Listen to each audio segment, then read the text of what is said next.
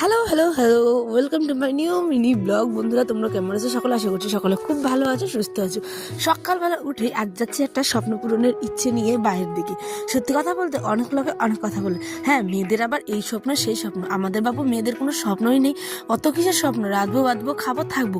কিন্তু আমি মনে করি প্রত্যেকটা মেয়েকে স্বপ্ন পূরণ করতে হবে অবশ্যই। যতক্ষণ না সে নিজের পায়ে দাঁড়ায় ততক্ষণ তো আছেই বাবা, হাজবেন্ড, এরা সবাই, তাই না বলো, পাশে পরিবার আর কি। আর যখন নিজের পায়ে প্রত্যেকটা মেয়ে দাঁড়িয়ে যাবে তখন নিজের শখ, ইচ্ছে, আহ্লাদগুলো নিজেরাই কিন্তু পূরণ করতে পারবে।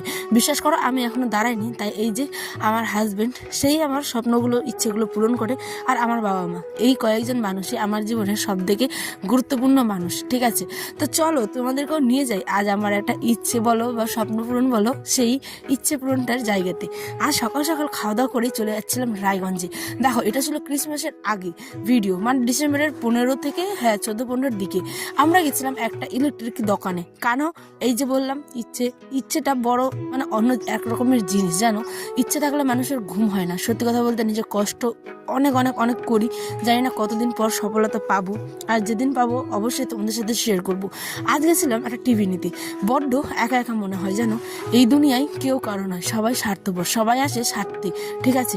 তো সেই কারণেই বাড়ি বলো, আশেপাশে লোক বলো, অত কারোর সাথে গল্প না করে, সময় নষ্ট না করে, তোমার জীবনের সেই মূল্যবান সময়গুলো যদি তুমি নিজের পিছনে দাও তাহলে অনেক কিছু শিখবে।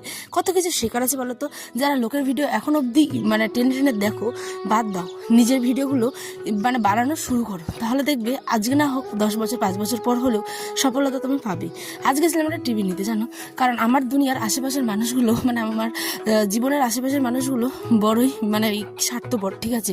তো তাদের সাথে কথা না বলে আমি মনে করি আমি যদি একটু টিভি দেখি বা নিজের কাজ করি, এডিট করি, এআই এর কাজগুলো শিখি, তাহলে কত কিছু জীবনে শেখার আছে।